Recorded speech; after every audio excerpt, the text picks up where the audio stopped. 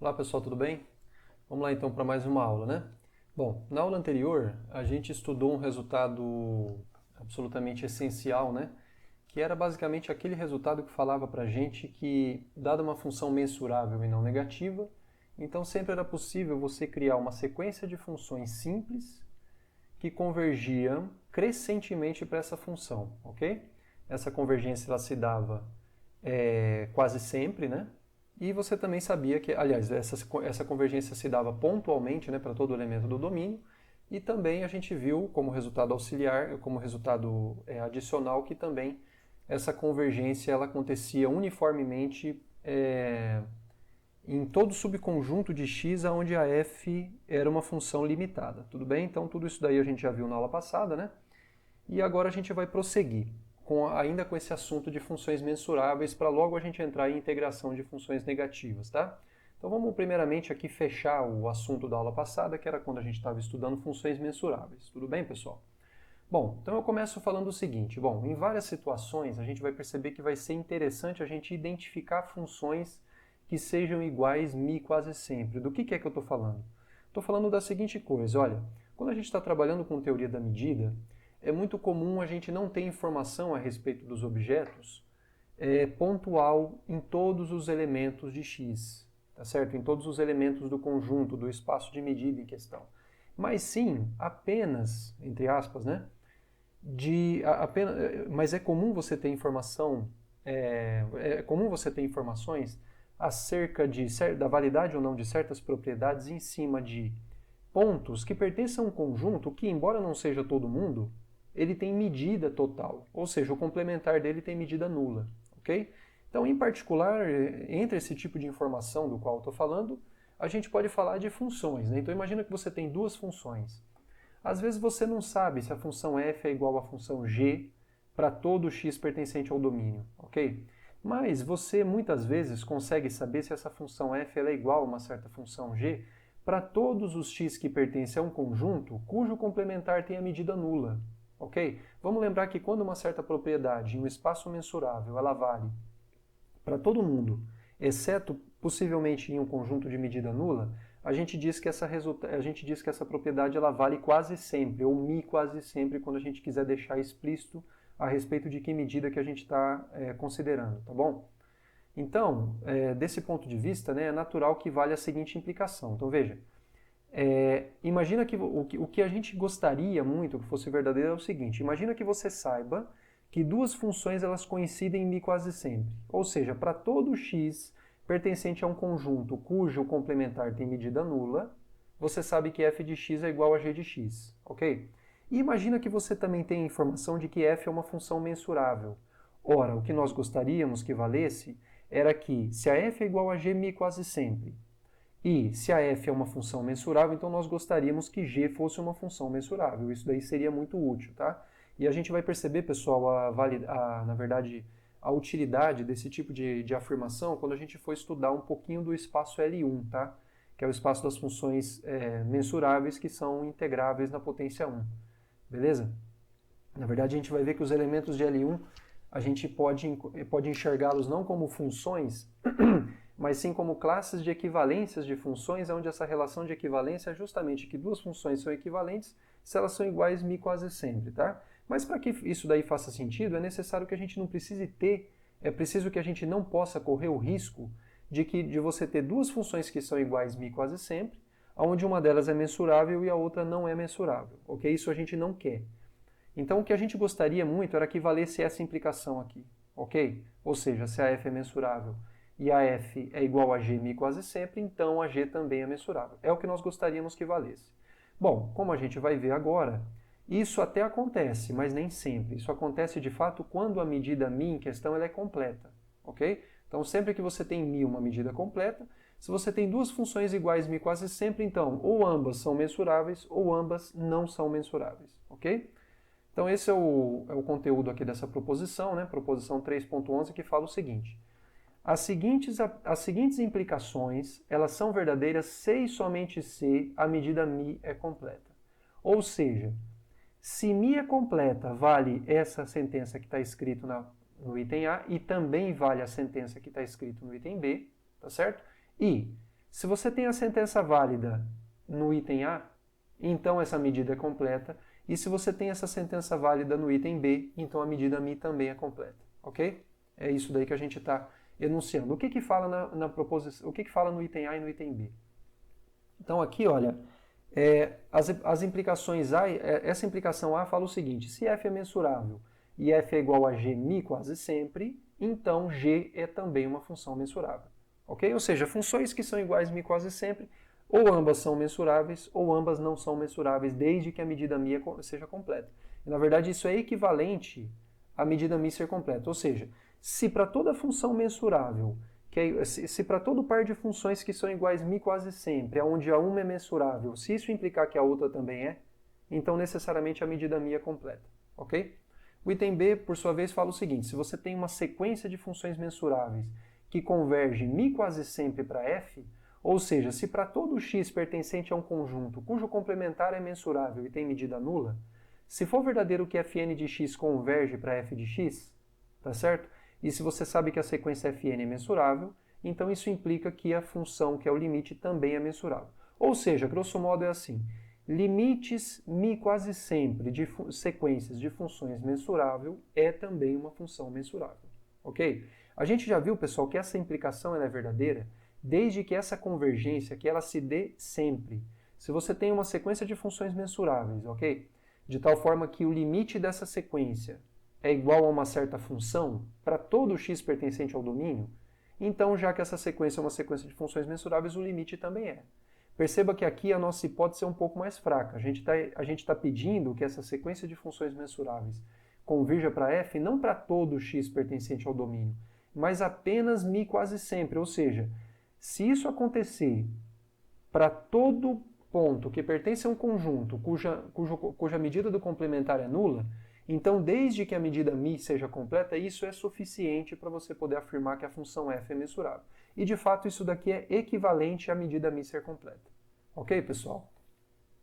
Então vamos lá, vamos primeiramente provar o item A. Né? Então a gente vai supor que mi é completa, provar que o enunciado do item A é verdadeiro, e depois a gente vai supor que o enunciado do item A é verdadeiro e mostrar que a medida mi é completa. Ok? Então vamos lá. Bom, primeiramente vamos supor que mi é uma medida completa. Beleza? E vamos mostrar que vale a implicação que está sendo feita lá no item A, né? Bom, o que a gente vai fazer? A gente vai pegar f, uma função mensurável, vai pegar g, uma função que coincide com a f mi quase sempre, e aí a gente vai tentar provar que g é mensurável. Então, seja f uma função mensurável, seja g uma função que coincide com a f mi quase sempre, e agora a gente vai tentar provar que a g é mensurável. Ou seja, o que significa g ser uma função mensurável? Significa que a imagem inversa de qualquer conjunto do contradomínio da E. Desculpa, é assim, a g é uma função que está definida entre dois espaços de medida, tá certo? Entre dois espaços de medida, tá certo? Para a gente falar que g é uma função mensurável, você vai ter que provar que para todo E, elemento da sigma-álgebra do contradomínio da G, a imagem inversa desse conjunto pela G é uma função, é um elemento da sigma-álgebra do domínio da G, que no caso é a sigma-álgebra M. Correto? É isso que a gente precisa provar. Então o que a gente vai fazer? Quando a gente for provar isso que eu acabei de falar, vai ter dois conjuntos que vão fazer um papel fundamental. Primeiro, é o conjunto dos elementos de x, onde a f coincide com a g, tá certo? E perceba que, por hipótese, eu sei que o complementar desse conjunto ele tem medida nula, certo? Por quê? Porque eu sei que a f é igual a g mi quase sempre. Esse daqui é o conjunto aonde isso aqui acontece. Então eu sei que no complementar desse, eu sei então que o complementar desse conjunto ele tem medida nula, ok? Então, primeiro que eles são ambos mensuráveis e segundo que ele tem medida nula, tudo bem? Então defina x1 como sendo o conjunto dos x, onde a f é igual a g, e vamos chamar de x2 o complementar de x1, tudo bem, pessoal? Na verdade é assim, eu sei que aqui o correto mesmo seria eu enunciar isso daqui dessa forma aqui, olha. Para ser 100% preciso, tá? Para não ficar... É assim, olha. O que nós sabemos é que existe um x1, que é um conjunto. Eu sei que existe um conjunto x1, onde os seus elementos, né? Eles são caracterizados justamente pelo fato de que existe um x1, é assim, ó. Deixa eu deixar 100% preciso isso daqui para não ter margem para dúvida. Porque do jeito que está escrito aqui, isso daqui poderia não ser verdadeiro. Porque, veja bem, eventualmente, esse conjunto x1 poderia não ser mensurável, ok? Porque eu não sei, né, se eventualmente a F coincide com a G. Eu tenho certeza absoluta que elas coincidem em um conjunto cujo complementar tem medida nula. Mas, eventualmente, pode ser que, quando você considera a família de todos os x para os quais a F é igual a G, pode ser que você adicione uma quantidade de pontos que dê origem a um conjunto que é não mensurável. Mas o fato é, como F é igual a G quase sempre, o que eu sei é que existe x1, elemento da sigma álgebra, tá certo?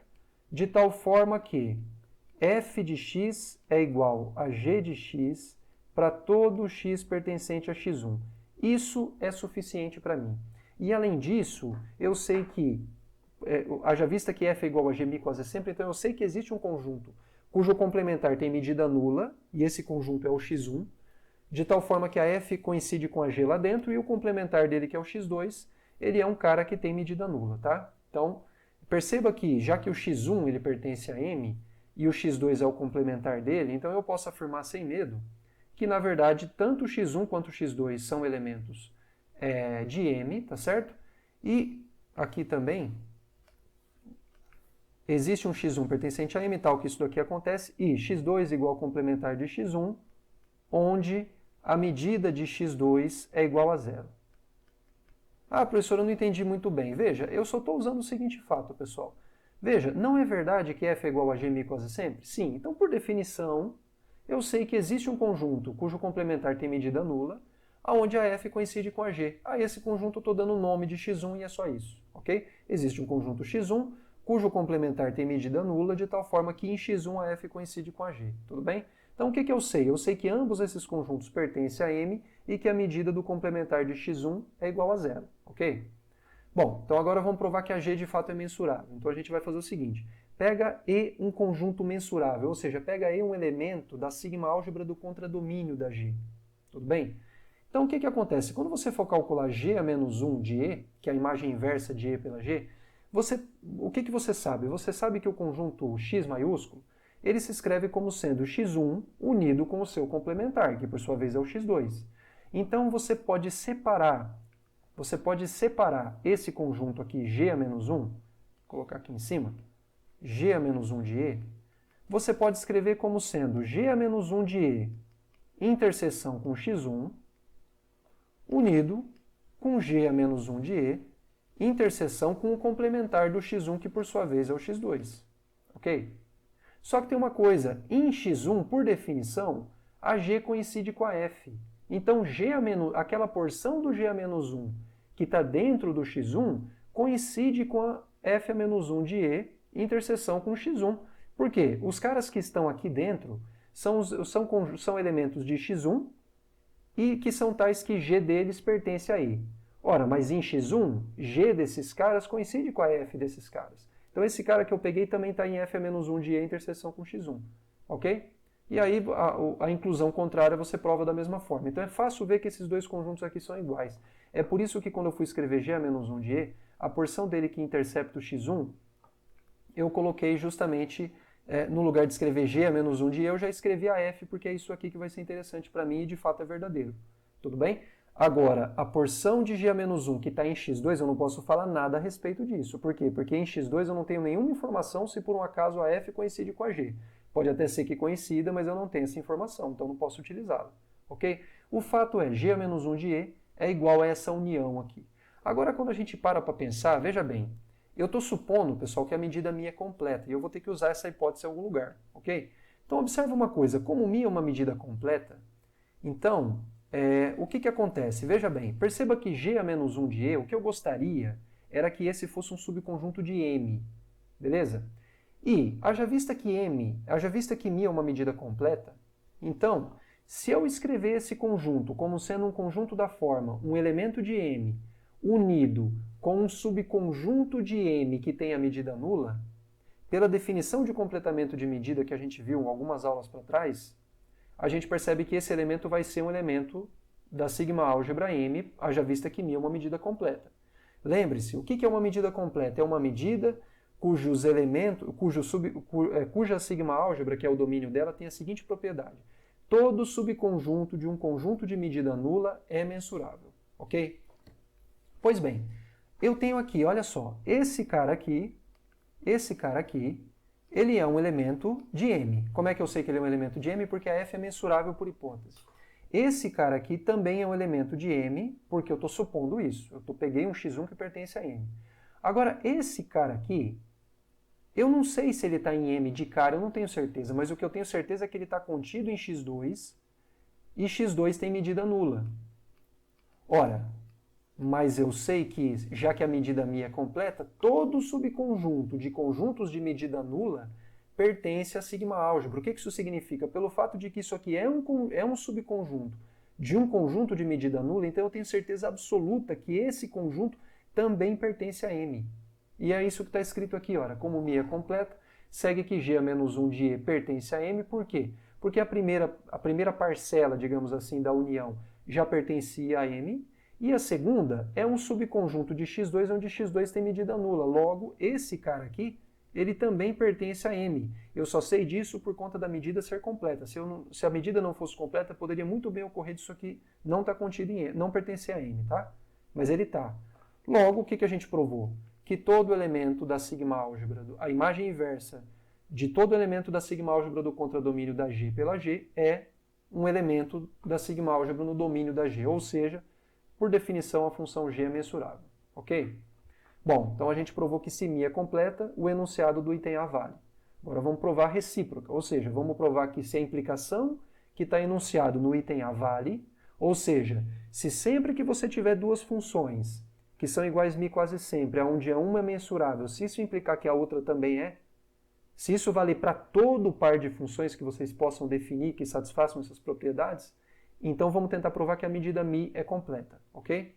Então, reciprocamente, vamos supor que a implicação valha e vamos tentar provar que a medida é completa. Como é que a gente vai fazer isso? A gente vai pegar um elemento da sigma-álgebra que tem a medida nula, vai pegar um subconjunto genérico dele e vai tentar provar que esse cara pertence à sigma-álgebra também. Isso só acontece quando a medida μ ela é completa, ok? Na verdade, isso caracteriza as medidas que são completas. Então, como é que a gente vai fazer isso? Olha só. Então, vamos pegar N, um elemento da sigma-álgebra, vamos pegar um cara com medida nula e vamos pegar F, um subconjunto dele, beleza?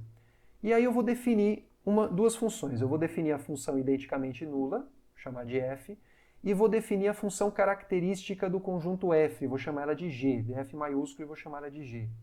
Perceba que para eu mostrar que F é um elemento da sigma-álgebra M, basta eu mostrar que essa função G ela é M mensurável. Porque lembre-se que na aula passada a gente afirmou que quando você tem uma função característica de um conjunto, então essa função ela é mensurável se e somente se o conjunto pertence à sigma-álgebra em questão. Tudo bem? Então é suficiente para a gente mostrar que essa função G ela é uma função mensurável. Ok? E é claro que para isso a gente vai usar a nossa hipótese, que é a validade daquela implicação do item A. E aí observa uma coisa, perceba por um lado que a f é uma função mensurável. Ah, por que ela é mensurável? Você pode enxergar a f como sendo a função característica do vazio, porque a função identicamente nula não deixa de ser a função característica do conjunto vazio. Então ela é uma função mensurável, tá certo? Então você perceba que a função f é uma função mensurável e perceba que a função g, que é a função característica de f, ela coincide com a função f minúscula em n complementar. Por que isso vale? Veja bem, você não tem que f está contido em n? Então perceba que o complementar de n ele está contido no complementar de f. Ok? O que isso significa aqui? Se você pega um x que pertence ao complementar de n, então você sabe que esse x ele também pertence ao complementar de f. Como consequência disso, você sabe que g aplicado nesse x, haja vista que g é a função característica do conjunto f, como o x não está em f, então a função característica de f maiúsculo aplicado em x vai ser o quê? Vai ser zero. Ora, mas zero é justamente o valor de f de x, porque f é a função identicamente nula. Então, sim, é verdadeiro que em n complementar, a função g coincide com a função f. Ok, pessoal? Então, isso aqui está correto o que eu escrevi. Então veja bem, você tem um conjunto de medida nula de tal forma que no complementar essas duas funções coincidem. E você sabe que a função f é uma função mensurável, porque ela é justamente, por exemplo, a função característica do vazio. Então ela é mensurável, já visto que o vazio é um elemento de todo e qualquer sigma álgebra. Tá bom? Ora, mas a nossa hipótese equivale à implicação enunciada no item A. E o que fala essa implicação? Ela fala que sempre que você tem duas funções que são iguais μ quase sempre, se uma delas for mensurável, a outra também tem que ser. Pois está aqui, a gente tem um exemplo de duas funções f e g, onde uma delas é mensurável e elas são iguais μ quase sempre, porque elas coincidem no complementar de um conjunto de medida nula. Portanto, elas são iguais μ quase sempre. Logo, por hipótese, g é uma função mensurável e, portanto, você sabe que esse conjunto f ele pertence a sigma álgebra M. Ora, mas então é porque a medida μ é completa, porque você sabe que todo subconjunto de conjuntos de medida nula pertence a sigma álgebra, e portanto a medida μ é completa. Tudo bem, pessoal? Então com isso a gente provou o item A, ou seja, o item A ele é equivalente à completude da medida μ, beleza? O item B, pessoal, eu vou deixar para vocês como exercício, sugiro que vocês façam. A forma de fazer vai ser muito parecido, tá certo? Ora, tá bom, se você tem que f é igual a gμ quase sempre, então aqui no caso o que vocês vão provar no item B? Vocês vão pegar uma sequência de funções que converge para outra μ quase sempre, tá certo? E aí essa sequência de funções é uma sequência de funções mensuráveis, então o limite é uma função mensurável. O que vocês vão ter que fazer? Vocês vão ter que dar um nome para o conjunto x, vamos chamar de x1. Vocês chamem de x1 o conjunto dos elementos de x maiúsculo, onde o limite de fn de x é igual a f de x, para todo x pertencente a esse conjunto x1, onde x1 é um conjunto mensurável cujo complementar tem medida nula, ok? E aí vocês tentem mostrar que a função f é mensurável usando esse conjunto aí, beleza? Quando vocês olharem para a imagem inversa de um elemento da sigma álgebra do contradomínio da f minúscula pela função f, você vai ter um subconjunto de x, que novamente você vai repartir em duas partes, uma que está em x1 e a outra que não está, e aí faz um raciocínio semelhante e vocês vão chegar à conclusão que vocês precisam. E a recíproca também usa uma ideia parecida com essa. Tudo bem? Tentem fazer aí, vou deixar como exercício e vocês são capazes de fazer. Ok, pessoal? Muito bem, pessoal, vamos agora para a proposição 2.12, né? Então, o que fala essa proposição? Ela fala o seguinte, essa proposição, pessoal, vai ser extremamente importante. O enunciado dela às vezes é um pouco confuso, tudo bem? O enunciado mesmo já é confuso. A prova também é um pouco, enfim, não é de graça, mas ela é um enunciado. O enunciado em si ele é confuso, mas vai ser essencial, porque vai chegar num ponto que a gente vai começar com medidas que a gente vai falar assim, olha, vamos supor sem perda de generalidade que a medida μ é completa. Porque se ela não for, ao invés de você trabalhar com as funções das quais você está falando, você vai trabalhar com outras que são iguais a ela. μ barra quase sempre, e essas sim, elas são também mensuráveis, tá? Então, mais para frente vocês vão ver a importância dessa proposição, mas primeiramente vamos entender o que é que ela diz. Ela fala o seguinte, imagina que você tem um espaço de medida xmμ, e vamos chamar de xm barra μ barra o seu completamento. Então, lembre-se que isso implica que você tem uma caracterização para quem quer uma m barra, tá? Lembre-se daquela aula onde a gente estudou como que é o completamento de uma medida, e lembre-se que o m barra ele é o conjunto dos elementos que se escrevem como união de caras da sigma álgebra M unidos com subconjuntos de conjuntos que tenham medida μ nula, ok? É assim que funciona. Esse que é a definição dessa sigma álgebra M barra. E M barra é a única extensão dessa medida μ a esse completamento aqui, tá? A M barra. Então, muito bem. Então, imagina que você tem dois espaços de medida onde um é o completamento do outro. Então, se você tem f uma função m barra mensurável, ou seja, mensurável com respeito ao domínio da medida completa, do completamento de μ, então o enunciado fala o seguinte, olha, então existe uma função g, essa que é m mensurável, ou seja, você tem mais informação da g do que o que você tinha da f. Você sabe que a imagem inversa dos elementos do contradomínio da g, da sigma álgebra do contradomínio da g, pela função g, você sabe que eles são elementos de M, o que é mais difícil de você verificar do que eles serem elementos de M barra, porque a M barra é uma sigma-álgebra maior. Então perceba que a G é mais seletiva com respeito.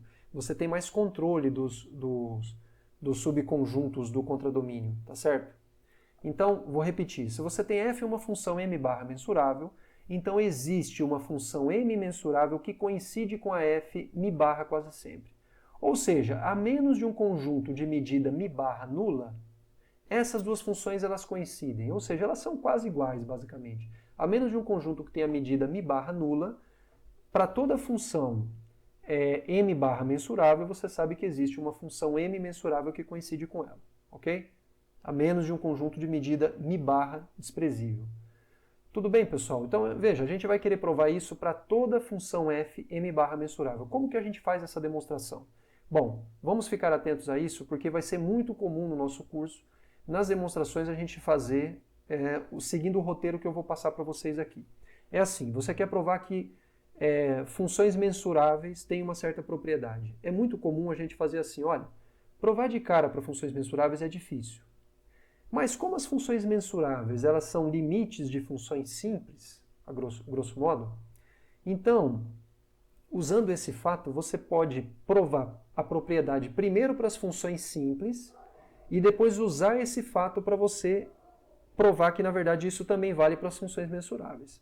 Ok? Então, o primeiro passo é provar para as funções simples. Só que tem um passo ainda que vem antes dele, na verdade. O passo zero, digamos assim, que é a primeira coisa que a gente faz, é o seguinte, ao invés de você provar para uma função simples, lembrando que uma função simples é o quê? Uma função simples, ela é uma função que se escreve como combinação linear finita de coeficientes vezes funções características de conjuntos, ok? Então, haja vista que as funções simples são somas de múltiplos de funções características, para você provar que algo vale para funções simples, primeiro prove para funções características. Por quê? Porque é mais fácil. E depois, por linearidade, isso aí vai se propagar para as funções simples, tá? Então, na verdade, o que a gente vai fazer aqui? A gente vai provar que esse enunciado é verdadeiro, primeiro, para funções que sejam funções características de conjuntos. Depois a gente vai provar que essa mesma coisa é verdadeiro para funções simples, o que vai vir por um simples comentário.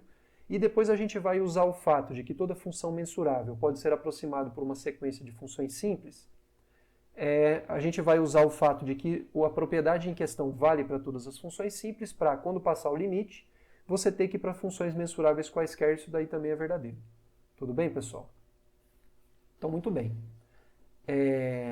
Então, tá legal. Então, vamos primeiramente mostrar o primeiro caso, né, que é quando você está trabalhando com funções mensuráveis. Então, o que eu quero provar? Eu quero provar que desde que você tem uma função, que para toda função m barra mensurável que seja igual à função característica de um conjunto, eu sei que eu quero provar que existe uma função m mensurável que coincide com ela mi barra quase sempre. É isso aí que eu quero provar, tá certo? Então, muito bem. Então, seja f a função característica de um elemento de m barra, né? Porque aí, por hipótese, a f vai ser m barra mensurável, tá certo? E vamos tentar encontrar uma função g, que é m mensurável, que coincide com a f mi barra quase sempre, ok? Como é que a gente vai fazer isso? Ora, por definição, quem que é a sigma-álgebra m barra?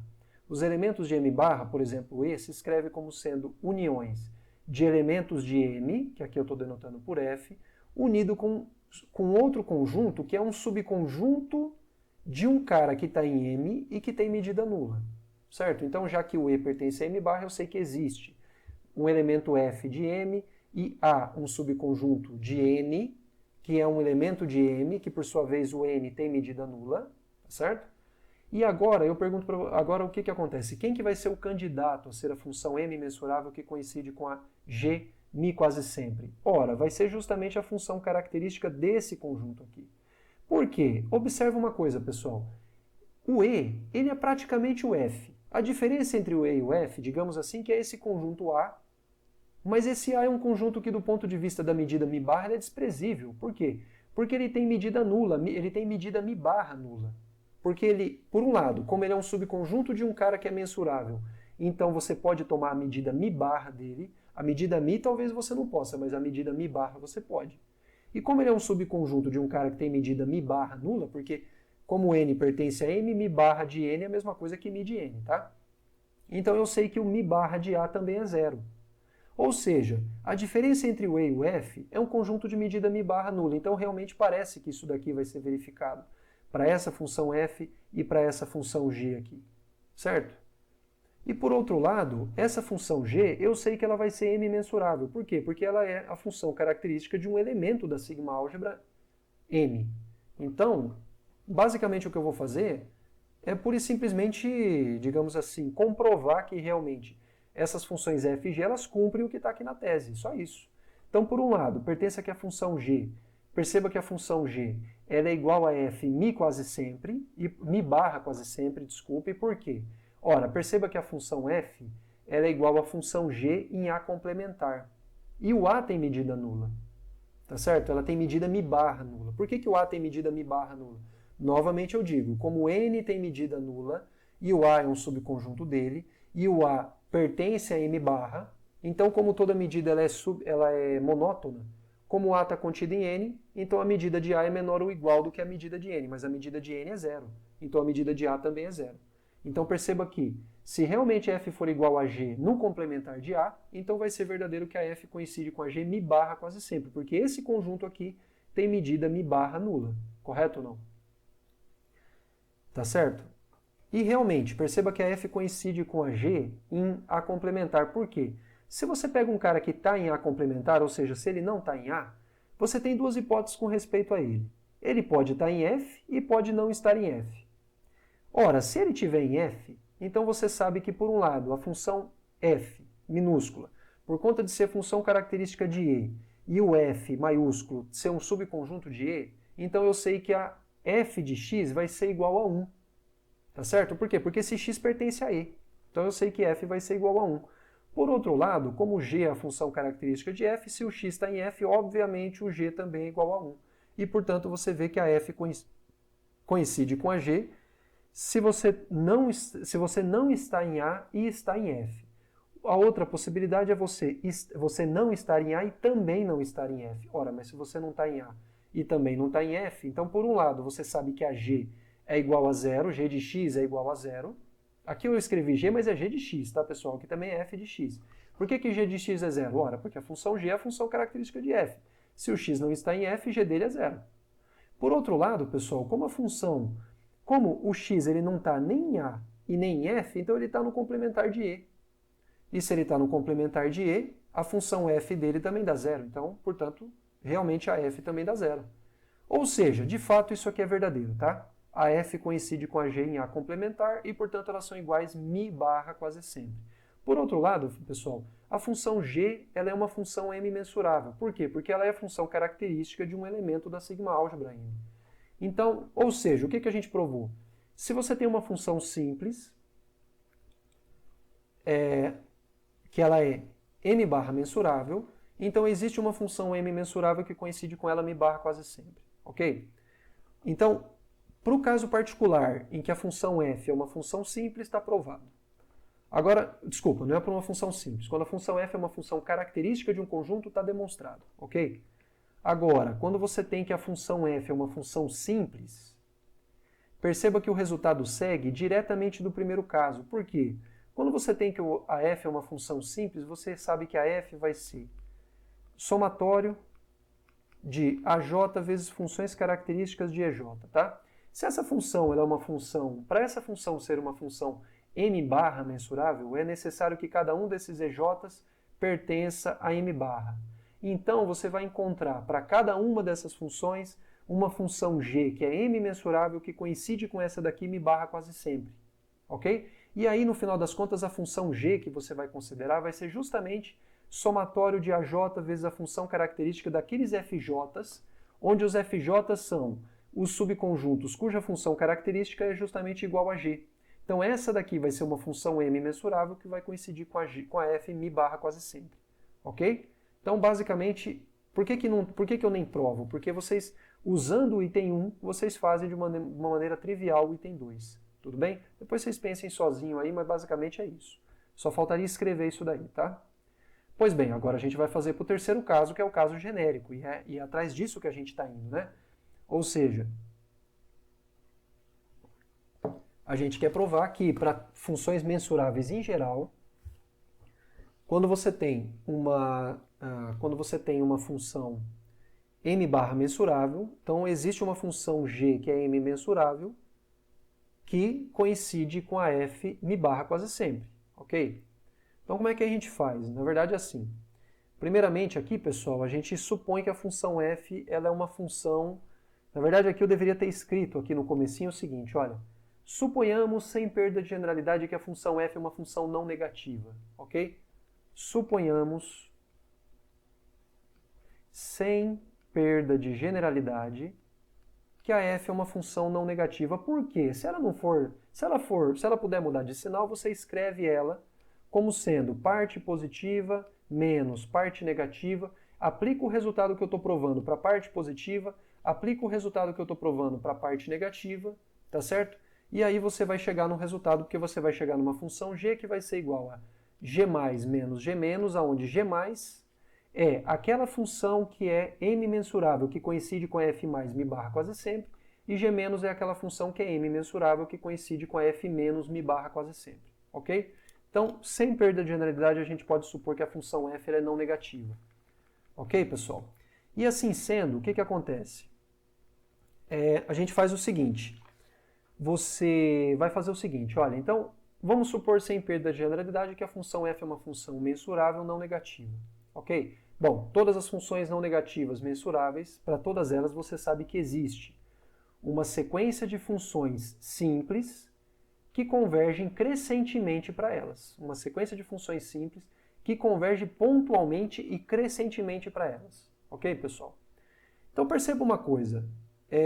Cada uma dessas funções aqui, ela vai ser uma função m mensurável. Por quê? Você está aplicando aquele teorema para a sequência de funções f vista como... Deixa eu só ver uma coisa aqui.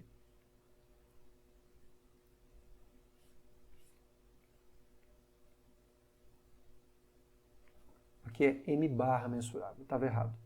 Veja, você está aplicando aquele teorema, que é o último teorema que eu provei com vocês na aula passada, para a função f vista como um elemento definido em x, enxergando x como o seguinte espaço de medida, x, m barra, mi barra, certo? Então, você sabe que essa função fn, essa função f, ela pode ser que ela é m barra mensurável, ela pode ser aproximada por uma sequência de funções simples, também m barra mensurável, tá certo? E de tal forma que essa sequência φn converge crescentemente para f. Tudo bem? Ora, mas agora é o seguinte, perceba uma coisa. Para cada n fixo, a função φn, você sabe que você está olhando para uma função que ela é m barra mensurável. E pelo item 2, que a gente já demonstrou, a gente sabe que desde que você tem uma função simples, que é m barra mensurável, você sabe que você tem associado a ela uma função m mensurável psi-n, tá certo? De tal forma que φn é igual a psi-n no complementar de um conjunto de medida nula, ou seja, elas são iguais mi barra quase sempre, ou seja, no complementar de um conjunto de medida mi barra nula, você sabe que elas coincidem, ok? E além disso, também a gente tem informação adicional de que essa função psi-n ela também é uma função simples, porque vocês percebam que aqui no rascunho que eu fiz do item 2, a função g, que era igual a f mi barra quase sempre, ela também era uma função simples. Então eu também tenho essa informação caso eu precise utilizá-la. Tudo bem, pessoal?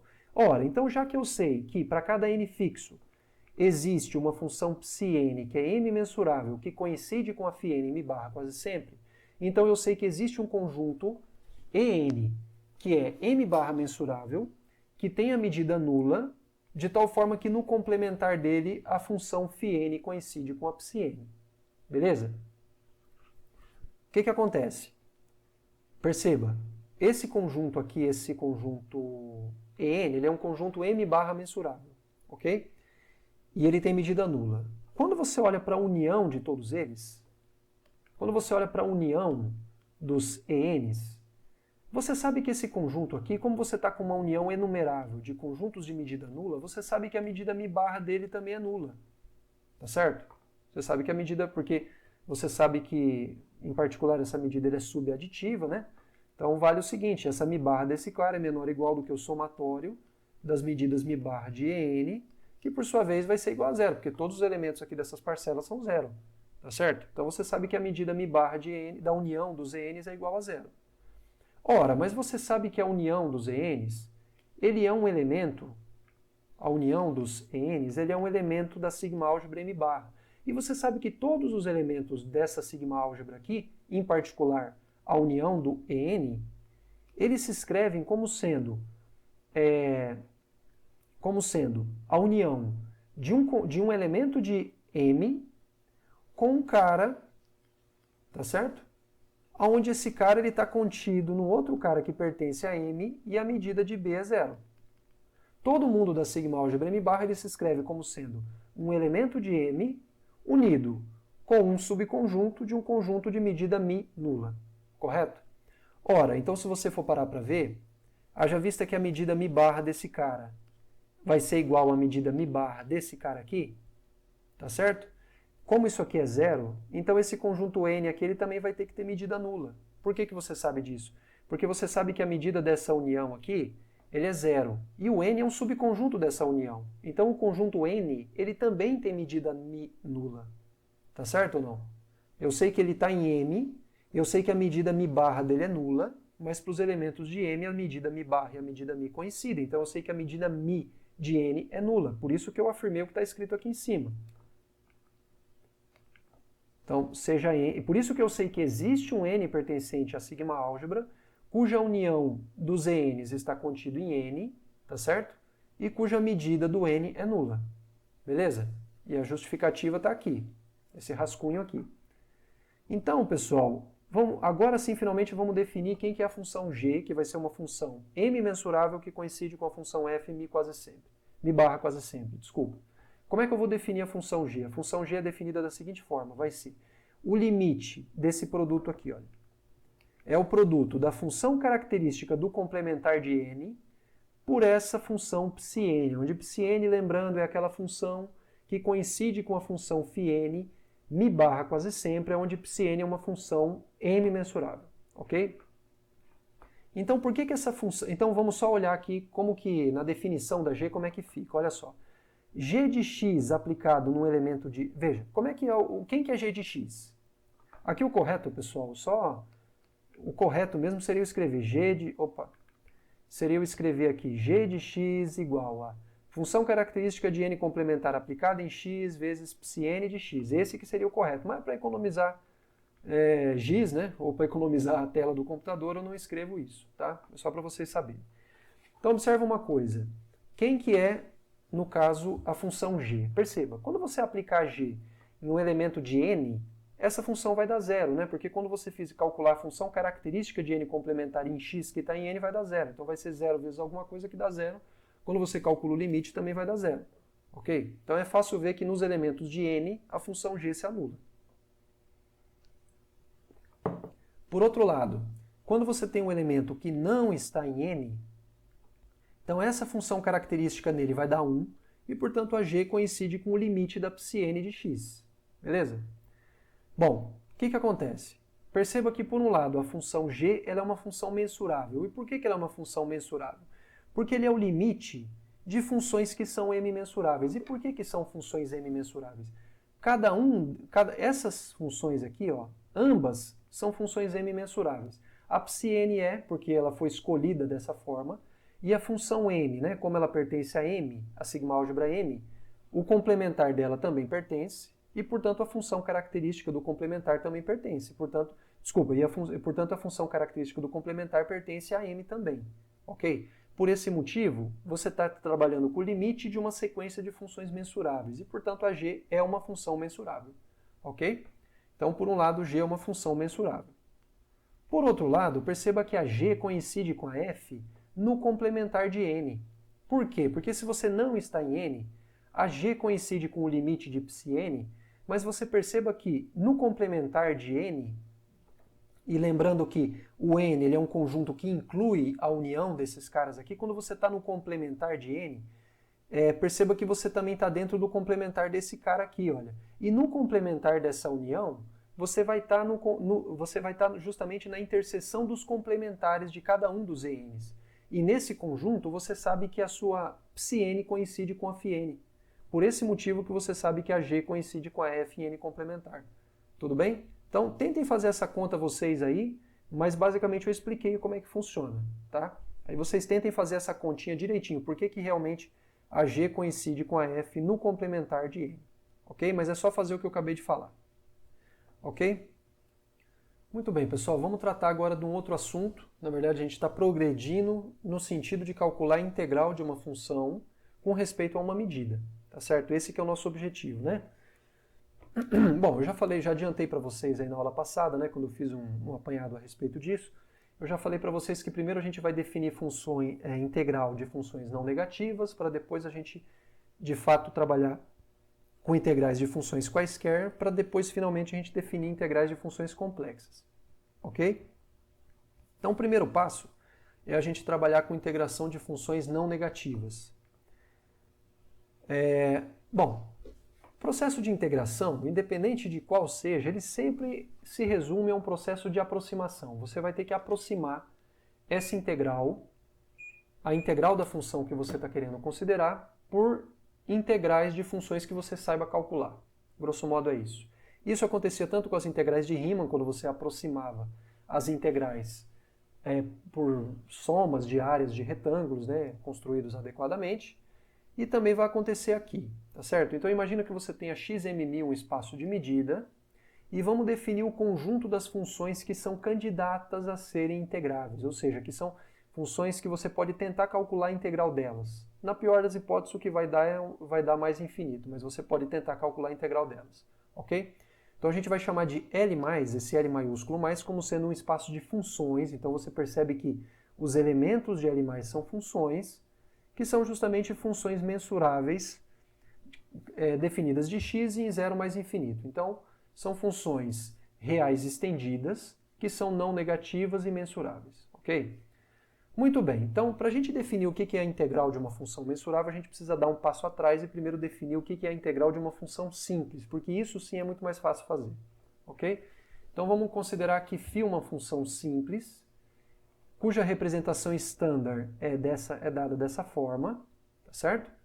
E vamos definir o que vem a ser a integral dessa função φ com respeito à medida μ que a gente tem lá no domínio dela, tá? O que vai ser? Ora, vamos usar a cabeça, né?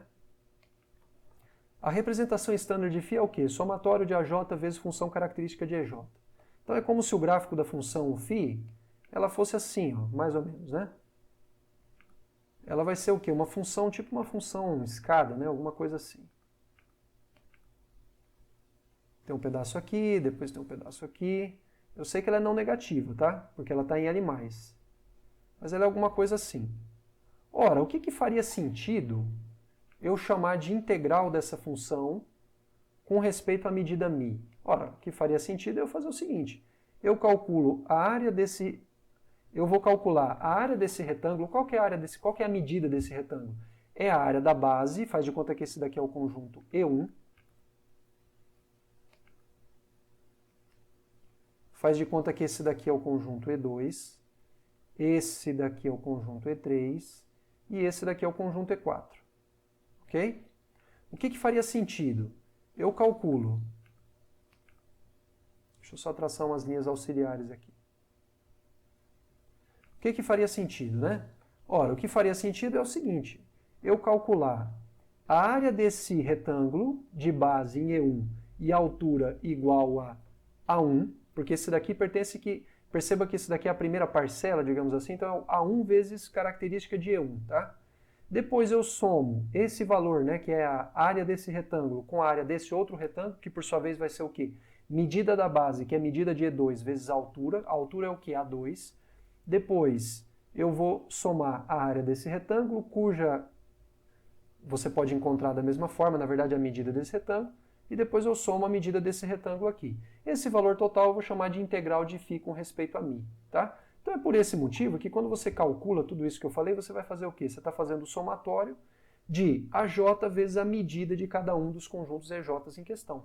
Então essa definição de integral quando φ é uma função simples, cuja representação standard é aquela lá, é uma coisa absolutamente natural. Não tem como você tentar definir de uma outra forma, tá? Digamos assim. A menos que fique uma coisa muito antinatural. Tá legal, pessoal? Então, definição do que é a integral de uma função simples, a gente já sabe o que é.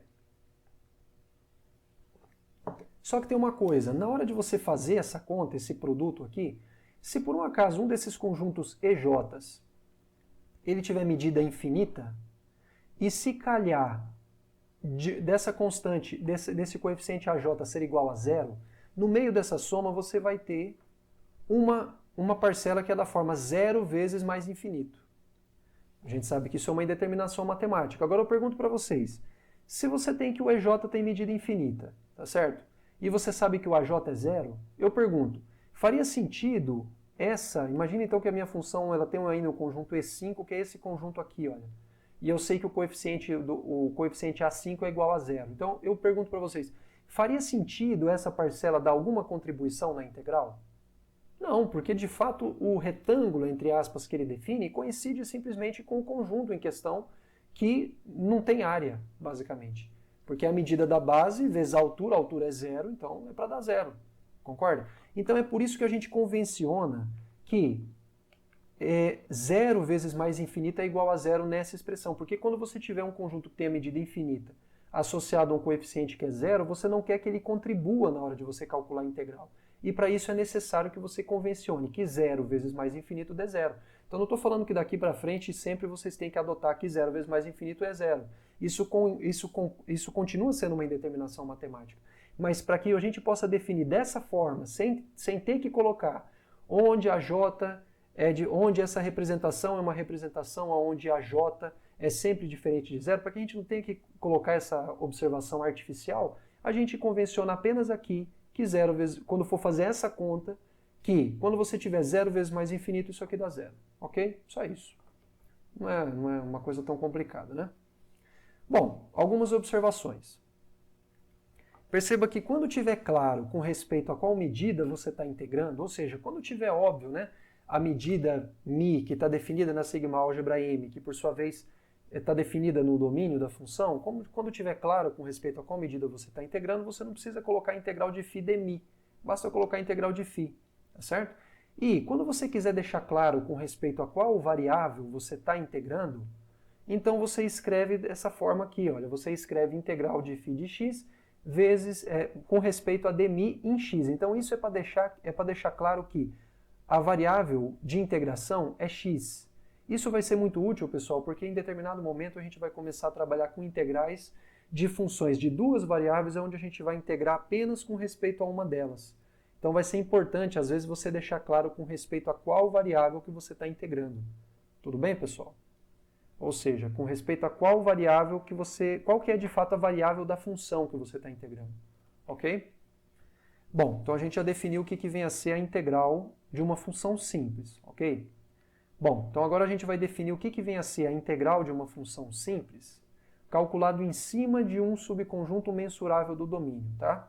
Então imagina que você tenha A um subconjunto de x, que é um elemento da sigma álgebra M, e você tem uma função simples não negativa φ. Então o que a gente vai definir como sendo a integral de φ com respeito a μ, calculado em cima do conjunto A, vai ser o quê? Vai ser o seguinte, a integral de φ com respeito à medida μ, calculada em cima do conjunto A, vai ser o quê? Vai ser a integral da função φ vezes a função característica de A com respeito a μ. Aí você fala, poxa, professor, mas quem falou que o lado direito está bem definido? Sim, ele está bem definido. Por quê? Porque a gente já sabe calcular integrais em cima de todo x, que você não precisa colocar x aqui, subentende-se que é sobre todo o conjunto x, tá? Que é o domínio da função. Pela definição acima, a gente já sabe calcular integrais de funções simples, e se φ for uma função simples, e a função característica, e quando você faz o produto dela pela função característica de ela continua sendo uma função simples, ok?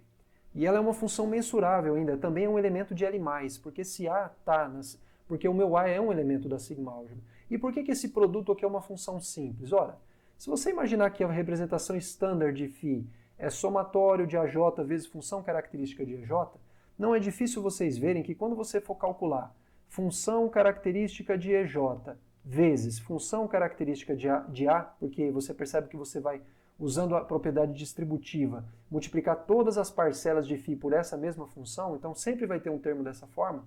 Isso aqui nada mais é do que a função característica de EJ interseção com A. Já falei isso para vocês na aula passada, peço que vocês também pensem ainda a respeito disso. Não é nada difícil mostrar essa igualdade aqui, tá certo? Muito bem, então, de fato, esse produto continua sendo uma função que, por um lado, é uma função simples e, por outro, é uma função mensurável não negativa. E, portanto, a gente sabe calcular essa integral, ok?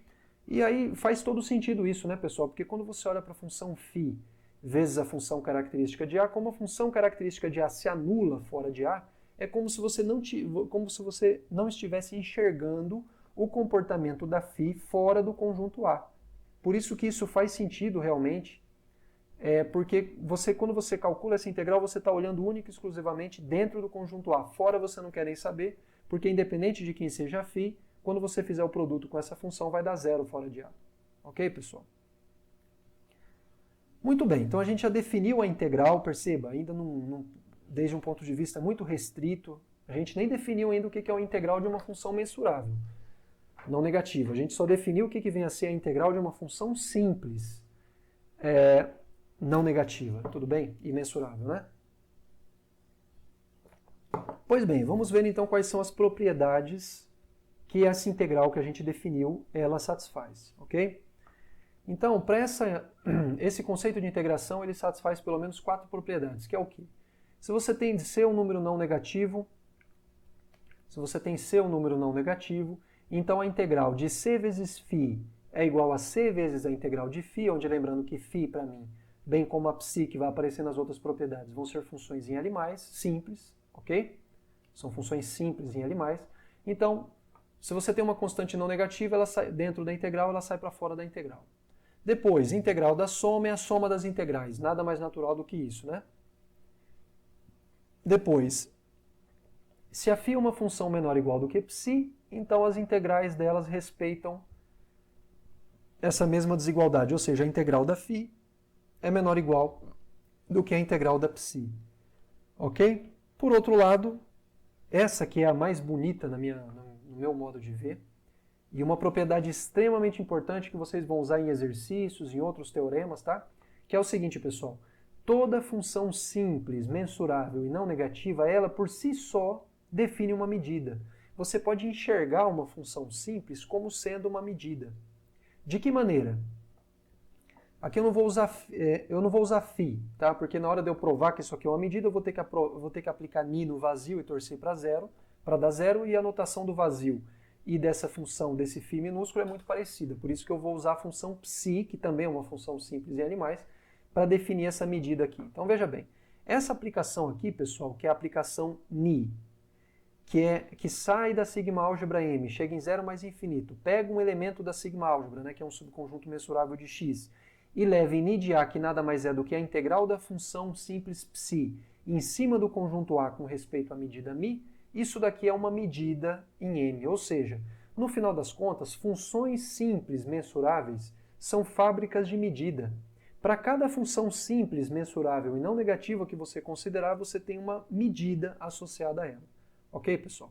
Quando a gente estuda análise funcional, análise matemática de maneira geral, é muito importante a gente saber ver, às vezes, um objeto sob diversos pontos de vista. Por exemplo, quando você olha uma função que ela é integrável, você pode olhá-la desde o ponto de vista de uma medida, quanto do ponto de vista de uma distribuição, que é algo que vocês talvez não tenham visto, né, a menos que tenham feito algum mini curso, alguma coisa assim. Então, é sempre importante a gente saber ver o mesmo objeto sob diversos pontos de vista, porque depois a gente vê que, na verdade, eles são casos particulares de objetos mais genéricos, ok? Aqui a gente está vendo que, no final das contas, as funções, pelo menos as funções simples, não negativas e mensuráveis, elas são casos particulares de medidas, certo? Existem certas medidas que, de fato, são induzidas por funções simples e não negativas e mensuráveis, né? E depois vai ter um exercício em algum momento que eu vou pedir para vocês fazerem que mostra que essa propriedade, na verdade, vale não apenas para as funções simples, mas de fato para toda e qualquer função mensurável não negativa. Se você pega f, uma função mensurável e não negativa, então ela induz uma medida em m, ok? que é a medida que pega um conjunto A e vai levar na integral de f sobre A. Mas por enquanto, como a gente só sabe calcular integrais de funções simples, a gente vai se restringir a esse caso aqui. Tá legal? Muito bem, a gente vai provar algumas propriedades, em particular somente as propriedades A e D. Não vou provar nem a B nem a C, tá? Pois bem, vamos provar a propriedade A. Primeiramente que se C é não negativo, a integral de C vezes a função simples φ é igual a C vezes a integral de φ. Como é que a gente prova isso? Ora, é só verificar que essa função C vezes φ é uma função simples, cuja representação estándar se dá igual a somatório de C vezes AJ vezes característica de EJ, onde somatório de AJ, característica de EJ é a representação estándar de φ, e como tal, quando você for calcular a definição, por definição, a integral dessa função vai ser o quê? Somatório de C vezes AJ vezes medida de EJ. Se você tira o C em evidência, o que vai sobrar é justamente C vezes somatório de AJ vezes medida de EJ, que por sua vez, por definição, é a integral de φ. Tá? Então por isso que eu falei que é trivial, uma vez observado que a representação estándar de C vezes φ é essa daqui, ok? Basicamente, se vocês quiserem escrever melhor, mas é só escrever o que eu falei, grosso modo é só escrever o que eu falei, ok? Depois, pessoal, o item B, o item C eu não vou fazer, tá? O item B, ele é um pouco confuso, porque não é que ele é difícil, mas a notação que você usa para provar é meio complicada, né? Porque vai aparecer muito conjunto. Perceba que você tem φ e ψ funções simples, você vai ter que escrever uma representação estándar para φ, uma para ψ e a outra para soma. E aí, trabalhando com essas três representações estándar, você vai quebrando os conjuntos que vão aparecendo em termos de refinamento dessas, digamos assim, dessa representação, você vai perceber que, de fato, vai valer essa igualdade aqui. Tá? Sugiro que vocês olhem no livro, então, na apostila. Não é difícil, mas a notação é um pouco confusa, tá? Por isso que eu optei por não fazer aqui. Não acho que vai acrescentar tanto. Depois também tem o item C, peço para que vocês olhem lá na apostila, tá certo? E no livro, né? E aí o item D, que de fato eu vou fazer com vocês. Então o item D, o que ele fala? É que essa função ni, ela é uma medida. Ora, o que a gente precisa fazer para provar que ni é uma medida? A gente precisa provar as duas propriedades que toda medida tem que satisfazer. Primeiro, a medida do vazio é zero. Segundo, a gente tem que provar que se você tem uma família de elementos disjuntos da sigma álgebra M, uma família numerável, então a medida ni dessa união é igual à soma das nis desses caras, ok? Então vamos lá, vamos primeiramente mostrar que ni do vazio é igual a zero. Bom, quando você for calcular ni do vazio, por definição, isso é a integral de ψ com respeito a mi sobre esse conjunto vazio. Mas por definição, quando você faz a integral de uma função simples em cima de um conjunto, vai ser o quê? Por definição, tá? Isso daqui é pela definição. Isso aqui é por definição. Isso vai ser igual à integral de ψ, vezes a função característica desse conjunto. Ora, mas a função característica do conjunto vazio é a função identicamente nula. E ψ vezes ela vai ser igual à função identicamente nula. Por esse motivo, essa integral é igual à integral de zero de mi, que por sua vez é igual a zero. Ok? Pela definição também. Então, é fácil ver que ni do vazio é zero, tá? Pois bem, agora vamos tentar provar que se você tem uma família numerável de elementos da sigma álgebra, 2 a 2 disjuntos, então ni da união deles é igual a somatório dos nis desses caras. É isso que a gente vai tentar provar. Muito bem, então vamos considerar a J uma família de conjuntos 2 a 2, de elementos 2 a 2 disjuntos da sigma álgebra M, tá certo? E eu vou denotar aqui a união dele por A, que eu vou ter que trabalhar com isso para limpar a notação, eu vou chamar de A, a união dos AJs, ok? Então o que acontece? Olha, ni da união dos AJs vai ser o quê? Eu quero provar que isso aqui é somatório das nis dos AJs. Bom, vamos por partes, né? Por definição, você sabe que ni dessa união é o quê? É a integral de ψ sobre o conjunto A com respeito a mi. Isso aqui pela definição da função ni. Ok? Por outro lado, pessoal, ainda pela definição de integral de uma função simples com respeito a uma medida sobre o conjunto, você sabe que isso aqui é igual à integral de ψ vezes a função característica do conjunto A com respeito à medida ni, com respeito à medida mi. Ok? Ora, mas eu sei que, vamos supor aqui que a minha ψ tem como representação estándar somatório de AJ vezes característica de EJ. para j indo de 1 até n, tá? Quando você multiplica isso daqui dos dois lados pela função psi de A, pela função característica de A, o que isso vai virar? Quando você vai ter que multiplicar aqui todo mundo pela função característica de A. Quando você faz esse produto, você vai ter a função característica da interseção desses caras, e é o que está escrito aqui. Olha. Então você está olhando para a integral da soma de AJ vezes a característica das interseções. Ok? Ora, mas isso daqui nada mais é do que somatório de AJ, veja, a gente já provou, na verdade a gente não provou, mas a gente já enunciou e deixou como exercício a prova, de que quando você tem soma de funções simples, então a integral da soma é a soma das integrais. Aqui você tem uma soma finita de funções simples, não deixa de ser. Ok?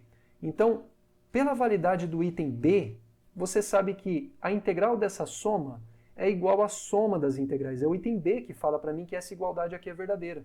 E aí, quando você for calcular a integral de AJ vezes esse cara, você vai estar olhando justamente para AJ vezes a medida de EJ interseção com A, ainda pela definição de integral em cima de funções simples. Ok?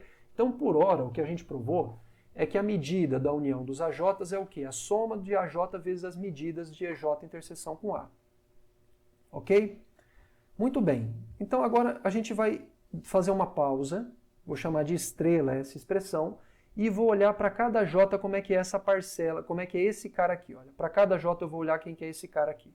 Então, fixa um J, ok? E vamos olhar quem que é a medida de EJ interseção com A.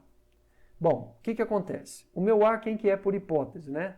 É a união dos AJs para J indo de 1 até infinito. Então, estou substituindo o A pela união dos AJs para J indo de 1 até infinito. Na verdade, como eu já estou usando a variável J, ao invés de escrever J aqui, eu vou usar K, mas tanto faz, eu posso usar a variável que eu quiser, que eu vou usar a variável K, ok? E aí, pessoal, como você tem medida de EJ interseção com a união desses caras, isso é a mesma coisa que a medida da união, para K indo de 1 até infinito, de EJ interseção com AK. Basicamente é a propriedade distributiva da interseção com respeito à união, ok? Então isso é a medida da união de EJ interseção com AK, ok? Só que eu sei que essa união aqui é uma união disjunta, porque eu sei que os EJs, aliás, eu sei que os AKs, eles são disjuntos, então as interseções deles com os EJs continuam sendo conjuntos disjuntos, tá certo? Então, como você tem a medida de uma união disjunta, isso, pelo fato de que μ é uma medida, isso vai ser a soma das medidas desses caras aqui, por isso que é a soma das medidas desses caras. Então, o que eu usei aqui praticamente foi o quê? A propriedade de medida é na função μ, nessa igualdade aqui. μ é medida, foi isso que eu usei aqui, ok? Ora, então o que eu vou fazer agora? Eu vou chamar isso daqui de 2 estrela e eu vou substituir nessa expressão aqui esse fator aqui dessa parcela por isso daqui. Então eu vou substituir isso aqui. Vou substituir 2 estrelas em 1 estrela. Então com isso o que a gente obtém? Que μ da união dos AJs, era o que eu estava calculando, por sua vez é igual a isso, que por sua vez vai ser a soma de AJ vezes, no lugar disso, eu vou escrever essa soma aqui, foi o que eu fiz. Ok? Mas aqui eu tenho uma soma, é uma soma finita, que é uma soma infinita, são todos termos não negativos, não preciso ter nenhum problema com respeito a comutar essa soma. Posso comutá-la do jeito que eu quiser, tá certo? Não tem problema nenhum, até porque uma das somas é finita, mas ainda que fosse infinita, como é de termos não negativos, não tem perigo, tá? Você só tem que ter cuidado para fazer isso quando você corre o risco de estar somando termos negativos. Aí pode ser que dê problema. Quando todo mundo tem o mesmo sinal, não tem problema, tá? Então isso aqui é somatório para K indo de 1 até infinito, da soma em J indo de 1 até N, de AJ vezes a medida desse cara aqui. Está escrito aqui. Agora, se você for parar para ver, para cada K fixo, e você olhar para esse cara aqui, você está olhando para quê? Você está olhando justamente para integral de φ com respeito a μ em cima do conjunto AK. Por quê? Porque isso daqui, pessoal, nada mais é do que a integral da seguinte função simples, somatório de AJ vezes função característica de EJ interseção com AK. Mas aí você pode escrever essa função característica de EJ interseção com AK como sendo função característica de EJ vezes função característica de AK.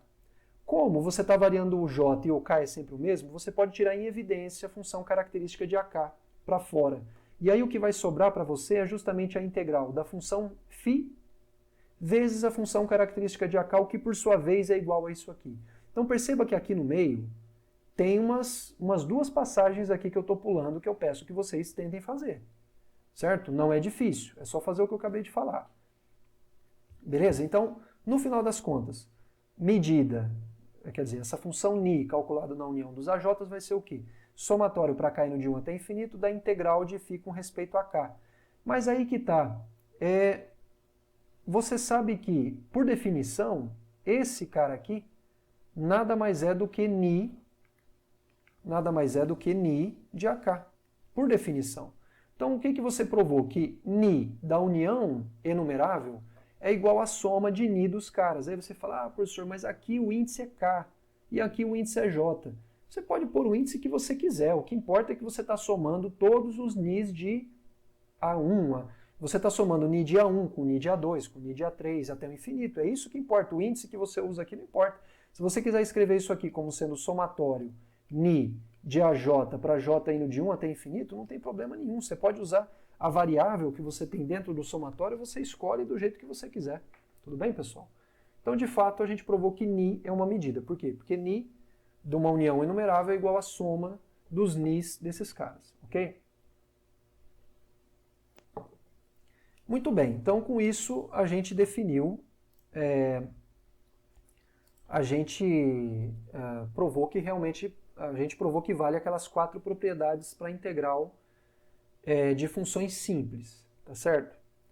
Mas perceba que, na verdade, o que a gente gostaria era de definir integrais de funções mensuráveis, não apenas de funções simples. É aí que a gente quer chegar, tá certo? Então, isso a gente vai fazer agora. Por quê? Porque agora dá para fazer, uma vez que a gente já sabe calcular integrais de funções simples, então a gente pode calcular integrais de funções mensuráveis. Ok? Como é que a gente faz isso? Então, a definição é essa aqui. Imagina que você tem f, uma função não negativa e mensurável. Então, a gente vai definir a integral de f em x com respeito à medida μ, subentende-se como sendo o seguinte. A integral de f em x com respeito a μ vai ser o quê? Vai ser o supremo das integrais o supremo das integrais de funções simples que são não negativas e menores ou iguais do que f, que são simples. Então, assim, quando você tomar o supremo dentre todas das integrais de todas as funções simples que estão abaixo da f, você vai ter justamente a integral de f com respeito a μ. Ok? Então, vocês percebam que isso daqui, pessoal, de maneira indireta, está mostrando para a gente que a integral de f também está sendo calculada por meio de uma aproximação. Por quê? Perceba, você poderia definir... Por exemplo, perceba que quando você tem, lá no último teorema da aula passada, dada f uma função IL+, existe uma sequência de funções simples que converge para ela. Tá certo? Pois bem, um teorema que eu vou provar com vocês daqui a pouco, que é o teorema da convergência monótona, ele vai justamente falar que a integral de f com respeito a μ é justamente o limite dessas integrais. Então você, no final das contas, você também está calculando a integral de f com respeito a uma aproximação. Certo? Aí você pode pensar, poxa, mas qual que é a diferença do cálculo da integral que a gente está definindo aqui? Por exemplo, imagina que você está na reta com a medida de Lebesgue. E você tem f minúsculo, uma função da reta na reta. Uma função não negativa e mensurável. Lebesgue mensurável. Ok? E imagina que você também saiba calcular a integral de Riemann dessa função. Faz de conta que é uma função Riemann integrável. Aí você pode perguntar, poxa, haja vista que as duas integrais elas são calculadas utilizando de um processo de aproximação, qual que é a diferença no cálculo das integrais? Porque a gente vai perceber daqui a pouco que aqui a gente vai conseguir integrar as funções que a gente não sabia integrar. Por exemplo, quando você está com uma função da reta na reta, olha para a função característica do conjunto dos números racionais.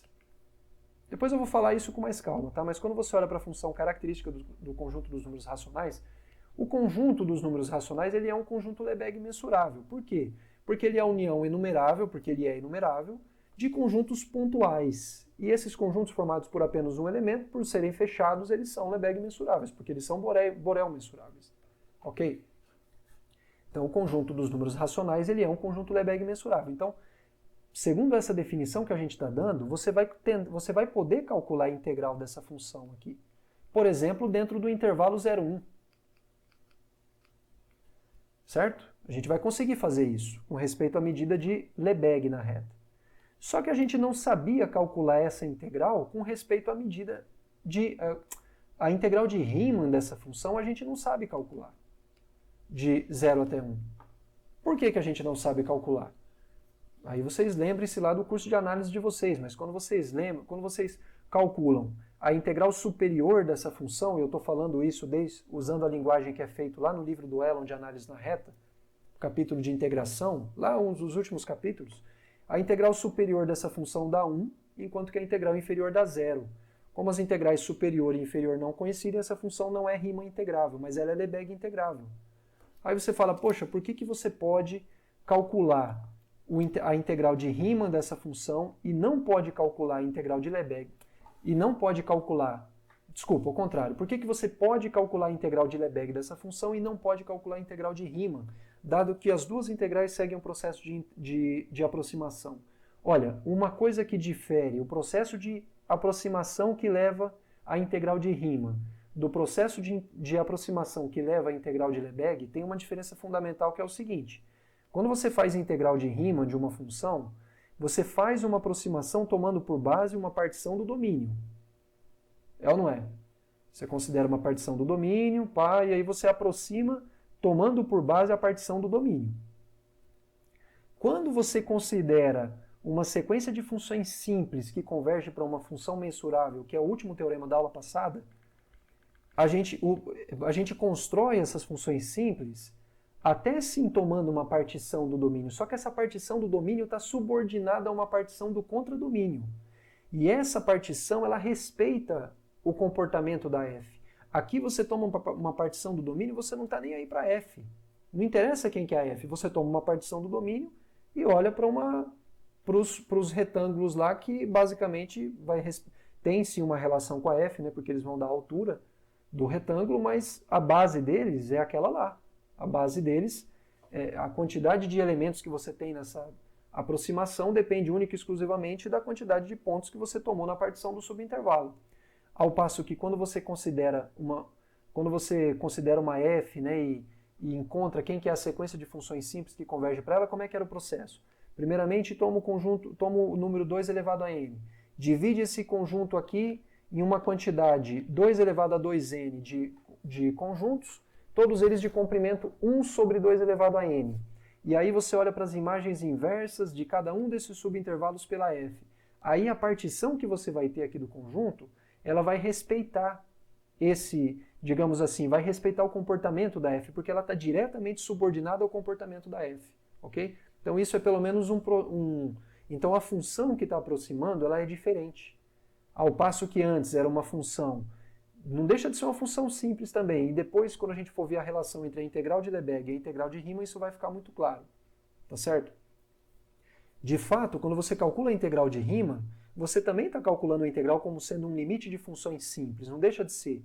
Só que a construção dessas funções simples, ela não respeita tanto, digamos assim, ela não exige quase nada da função f.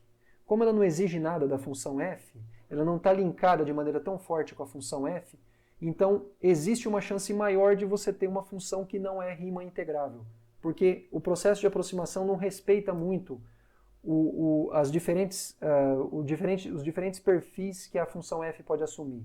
Ao passo que quando você está fazendo, por exemplo, a integral de Lebesgue, o processo de aproximação está diretamente linkado com a função. Então ele respeita as bizarrices que o perfil da f pode assumir. Tá certo, pessoal? Enfim, talvez eu esteja me adiantando um pouco falando sobre isso, mas aí quando vocês virem esse conteúdo, vocês já vão estar com isso pelo menos um pouquinho mais maduro na cabeça de vocês, tá? Mas enfim, o que interessa aqui pra gente agora é que a gente conseguiu definir quem que é a integral de uma função mensurável e não negativa. Quem que é a integral de uma função mensurável e não negativa? Ou seja, de uma função de L+. É o supremo das integrais de funções simples que estão abaixo dela. Basicamente é isso, ok? Bom, dessa definição, a gente tem algumas propriedades. Primeiro, se f for uma função... Veja, quando f é uma função simples, a gente tem, por enquanto, duas definições para a integral dela. Primeiro, aquela que é dada em termos da representação estándar delas, que a gente viu na definição, na primeira definição de integral de funções simples. E segundo, lembre-se, toda função simples ela também é mensurável. Então, eu também posso aplicar essa definição aqui para definir a integral de uma função simples, certo? Como sendo o supremo das integrais de funções simples que estão abaixo dela. Qual o problema em fazer isso? Mas veja, para que essa definição ela esteja bem posta, é necessário que essas duas definições coincidam quando você tem uma função simples. E sim, elas coincidem. E por quê? Graças ao item C da proposição, que é aquele item que fala que se você tem φ, uma função simples menor ou igual do que a psi, então isso implica que a integral de φ, vista com respeito à definição dela como função simples, é menor ou igual do que a integral de psi. Então, no final das contas, se você tiver que f é uma função simples, dentre todas as funções simples que estão abaixo dela, aquela que vai ter a maior integral é ela própria. Tá certo? Porque todas elas vão ter integral menor do que ela, e é isso aqui que me diz isso. Então, realmente, a integral de φ de mi com respeito à definição de função simples vai ser o supremo desse conjunto aqui. Porque, por um lado, vai ser um número que pertence a esse conjunto e, obviamente, nenhuma outra função simples menor ou igual do que a φ vai poder ter uma integral maior do que a dela. Tá? E isso está dito aqui. Então, por isso que as duas definições anteriores elas coincidem. Ok? Outra propriedade. Se f e g forem funções mensuráveis, uma menor ou igual do que a outra, ambas não negativas, então a integral da f é menor ou igual do que a integral da g. Vou deixar para vocês pensarem sobre isso, mas é muito simples, tá? Quando você for considerar o conjunto do qual o supremo é igual à integral de g, vocês vão ver que esse conjunto ele está contido, tá certo? Na verdade, ele contém o conjunto das funções simples que são menores ou iguais do que f, porque se φ é uma função que é menor ou igual do que a f, ela também é menor, se φ é uma função simples que é menor ou igual do que a f, então ela é menor ou igual também do que a g, certo? E aí lembra que quando você calcula o supremo em cima de um conjunto que é maior do que outro, o supremo do maior é maior ou igual do que o supremo do menor. Por esse motivo que vale essa desigualdade aqui. Ok, pessoal? Pensem nisso. Isso aqui é análise da reta, basicamente. Depois, se você tem C, um número não negativo, real, né? Então a integral de C vezes F é igual a C vezes a integral de F. Como é que prova isso? É só você ver, pessoal, que se você tem que φn, que φ é uma função simples menor ou igual do que F, C vezes ela vai ser uma função simples menor ou igual do que essa daqui. Tá certo? E aí vocês jogam com a definição, usando o que eu acabei de falar, que vocês conseguem provar isso. Perceba que eu não enunciei que a integral da soma é a soma das integrais, percebeu? A gente só sabe que isso é verdadeiro por enquanto quando você tem que f e g são funções simples. Se elas forem simplesmente funções mensuráveis, eu ainda não provei isso. Por quê? Porque não é trivial. Isso sim é verdadeiro. Só que isso vai ser na verdade, um corolário do teorema que eu vou fazer com vocês agora, que é o teorema da convergência monótona. Ok? Então isso aqui vai ser provado sim que é verdadeiro, mas ainda não, tá? A gente ainda vai, na verdade vai ser um dos primeiros resultados da próxima aula. Então, pessoal, vamos estudar agora aqui um teorema que é basicamente assim o teorema mais importante desse capítulo, tá? Porque é a partir dele que a gente vai, digamos assim, dele que decorre alguns outros teoremas, tá? É o chamado teorema da convergência monótona. Qual que é a importância desse teorema? É assim, pessoal. Em matemática, toda e qualquer vez que vocês vão comutar dois processos infinitesimais, vocês têm que fazer isso com critério, tá? Então, se você tem duas somas, um somatório infinito e outro somatório infinito, e você tem aqui uma sequência que ela é duplamente indexada, você só sabe que isso aqui é igual à soma, primeiro somando em K e depois somando em J. Para você provar que isso aqui é verdadeiro, você tem que ter critério para fazer isso. Não é qualquer sequência duplamente indexada que satisfaz isso. Certo? Por exemplo, quando você tem limite da derivada, por exemplo, se você tem uma sequência de funções fn e você está querendo calcular o limite das derivadas dessas sequências, você só pode falar que isso daqui é igual à derivada do limite desde que você tenha certos critérios sendo satisfeitos. Por quê? Porque você está querendo comutar dois processos infinitesimal. Tomar a derivada de uma função é um processo infinitesimal, porque de fato é um limite, e tomar esse limite também.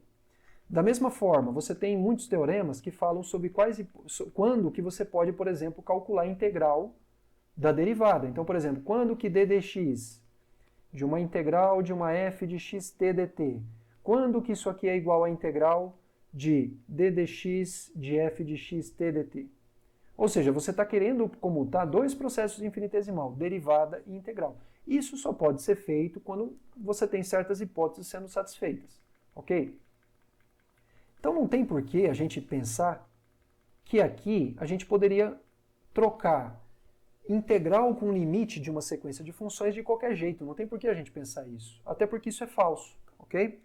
Então aqui, pessoal, a gente vai ter pelo menos 3 teoremas que vão estabelecer critérios sobre os quais a gente pode comutar limite com integral. O primeiro é o teorema da convergência monótona. O segundo é o lema de Fatou, que na verdade não vai falar que eu posso comutar, mas vai me dar que uma desigualdade sempre é verdadeira. E o terceiro é o teorema da convergência dominada de Lebesgue, tá? Que também fala coisas parecidas, cada um deles com as suas hipóteses, uma diferente das outras, tá? Então, o que que acontece? Olha, esse teorema da convergência monótona ele fala o seguinte: imagina que você tem Fn uma sequência de funções mensuráveis não negativas, que é uma sequência monótona, ou seja, uma sequência não decrescente de funções. A sequência Fn mais 1 está sempre por cima da anterior, tá? E vamos definir a f como... Imagina que essa sequência de funções converge pontualmente para uma função f. Ou seja, para todo x pertencente a x, limite de Fn de x é igual a f de x, ok? Perceba que aqui, como você sabe que essa sequência é uma sequência crescente, na verdade uma sequência não decrescente, o limite coincide com o supremo, tá? Então, o nosso resultado fala o seguinte: a integral de f com respeito a μ, ou seja, a integral do limite das fn's, é igual ao limite das integrais das fn's. Percebeu como é que eu estou comutando o limite com a integral? Por quê? Porque o que está do lado esquerdo nada mais é do que a integral do limite de fn com respeito a μ. Primeiro eu calculo o limite, depois eu calculo a integral. Estou falando que isso é a mesma coisa que primeiro você calcular a integral e depois você calcular o limite. Tá certo? Bom, é isso aqui que a gente quer provar e esse é o enunciado do teorema da convergência monótona, certo? Que a integral do limite é igual ao limite das integrais desde que você tenha uma sequência de funções não negativas mensuráveis que converge monotonamente para uma função f. Beleza? Bom, primeira coisa que a gente precisa observar, que na verdade nem escrito está. Por que essa função f ela é mensurável? Eu pergunto para vocês. Vocês já teriam capacidade de responder, pelo que a gente já viu na teoria. Mas por que eu nem vou falar aqui que a f está em L+? Ora, a f ela é o supremo de uma família de funções mensuráveis. E a gente já viu que sempre que você tem uma sequência de funções mensuráveis, quando você olha para o supremo dessa família, você tem uma função mensurável. Então é por isso que a f é uma função mensurável. Portanto, ela também vai estar em L+, porque é o limite de uma sequência de funções não negativas, então ela por si só também é não negativa. Ok? Muito bem. Então o que a gente quer provar? Eu quero provar que esse número real é igual a esse aqui. O que eu vou fazer? Vou primeiramente provar que isso aqui, aliás, vou provar que esse cara é menor ou igual do que esse cara, o que é direto. E depois eu vou fazer a parte mais difícil, que é provar que esse cara é menor ou igual do que esse cara. Isso sim vai dar um pouco mais de trabalho, tá certo? Então olha só, tem uma desigualdade aqui que é trivial, que é essa daqui, olha. Que o limite da integral de fn é menor ou igual do que a integral de f é direto. Por quê? Ora, porque a f é o supremo das fn's. Isso significa que fn é menor ou igual do que f para todo n. Tá certo? E eu já, na observação que está lá em cima, isso implica que a integral de fn de μ é menor ou igual do que a integral de f de μ. Ora, como você sabe que essa sequência ela é uma sequência? Como você sabe que aqui você tem uma sequência de números reais, tá certo? Que ela é limitada por esse número real aqui. Então você já sabe que o limite dessa sequência ela também vai ser menor ou igual do que esse cara aqui, certo? E aí vocês podem se perguntar, poxa, mas por que existe o limite dessa sequência? Veja, como tudo isso não está dito, tá certo? Não está escrito, mas eu vou falar para vocês. Como você sabe que Fn é menor ou igual do que Fn mais 1 para todo n, isso implica que a integral de Fn é menor ou igual do que a integral de Fn mais 1 para todo n natural. Então, quando você olha para essa sequência aqui de números reais, você está olhando para uma sequência monótona. E vamos lembrar que em R estendido, que é onde tudo isso está acontecendo, toda sequência monótona ela é convergente. Então, sendo assim, o limite da integral de Fn existe, ele está bem definido. E na pior das hipóteses vai ser igual a mais infinito, mas que ele está bem definido, ele está. Ok? Então é por isso que eu posso escrever esse limite sem medo de que isso aqui não esteja bem definido. Tá certo, pessoal?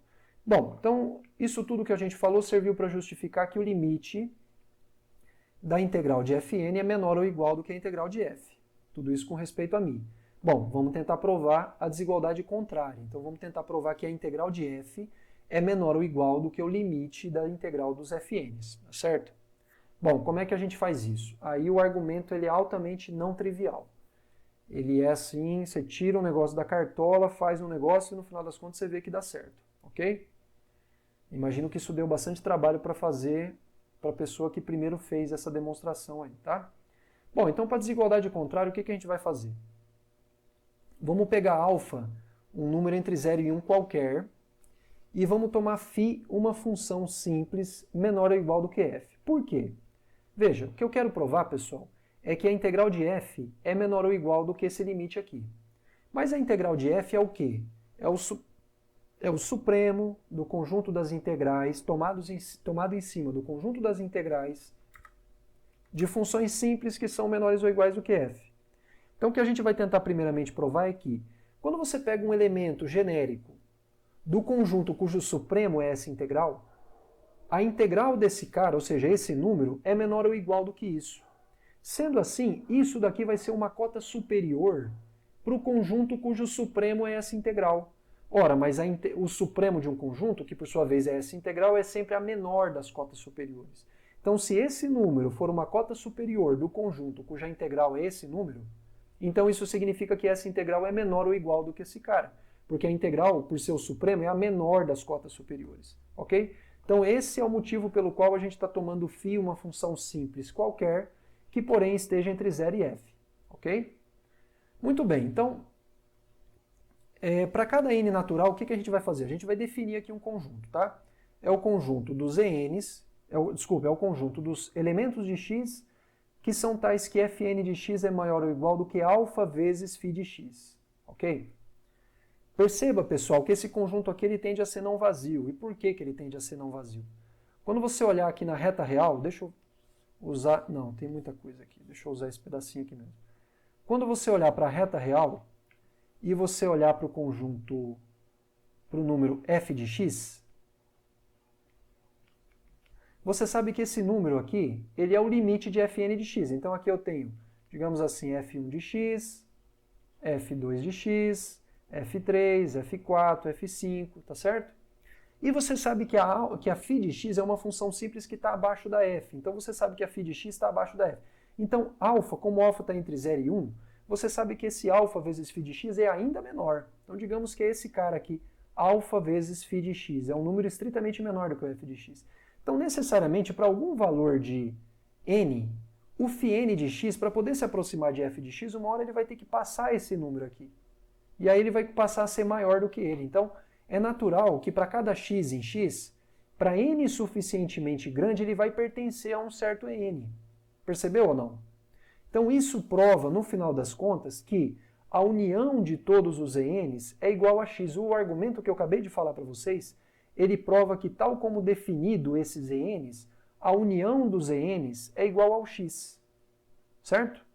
Isso é o que tem de mais fácil de justificar em termos desses conjuntos n's que eu defini aqui.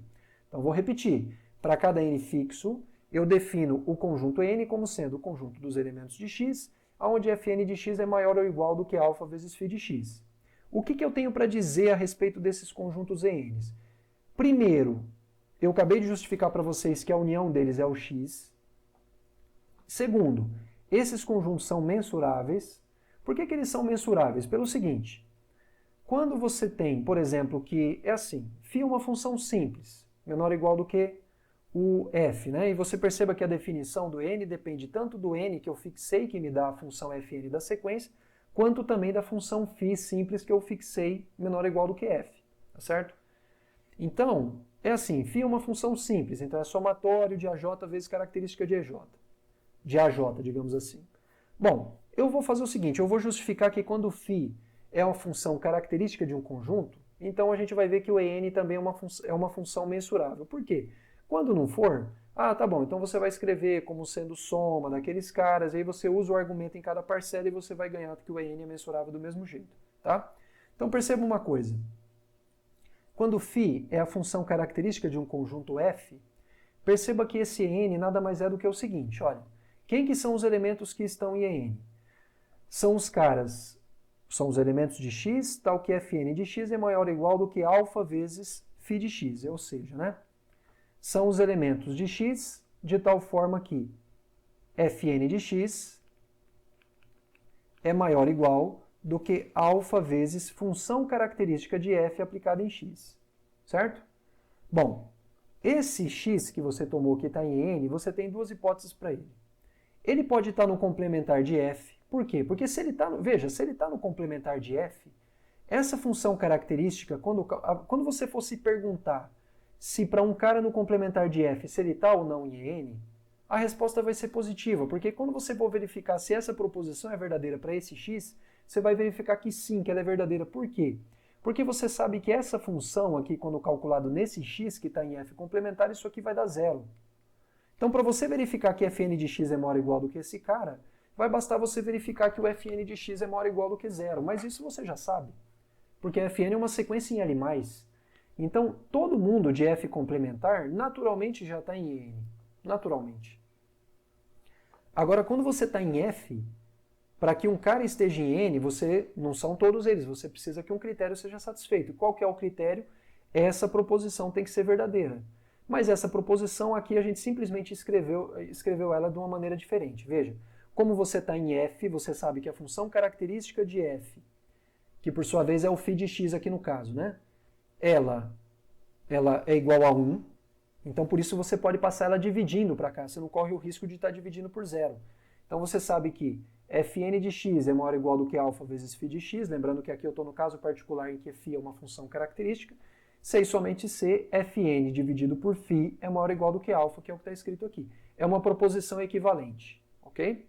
Ora, mas então você pode escrever isso aqui como sendo f complementar união com a imagem inversa do intervalo desde alfa até mais infinito por essa função fn dividido por φ, certo?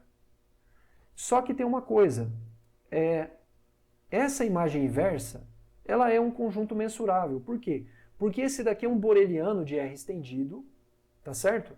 E você está com uma função mensurável, porque se a f e a φ são mensuráveis, esse produto aqui também é, esse quociente também é, tá certo?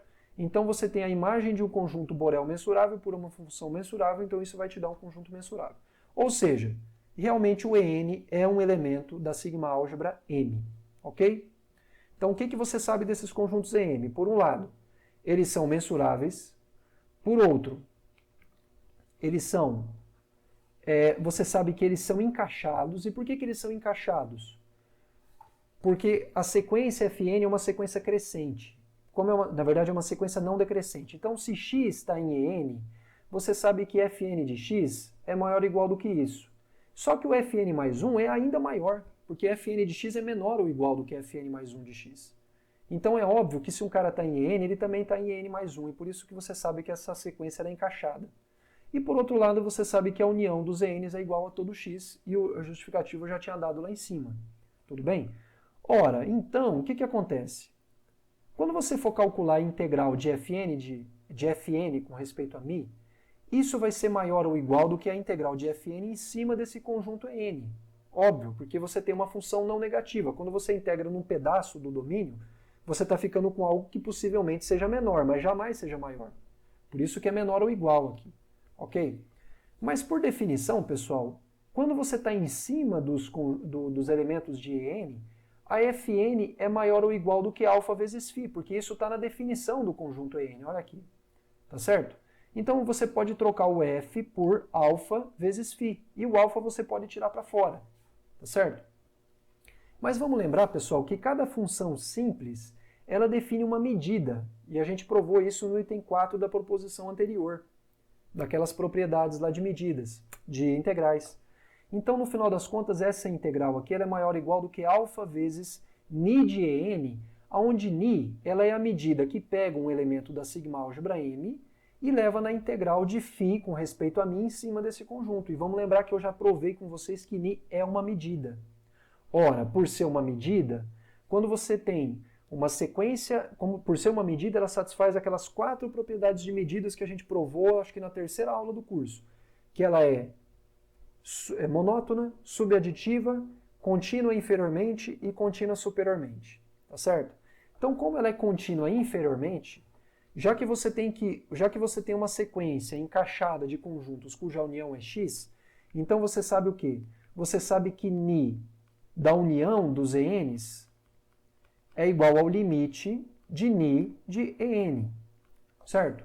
Só que ni dessa união nada mais é do que ni de x, que por sua vez, por definição, é a integral de φ com respeito a μ em x.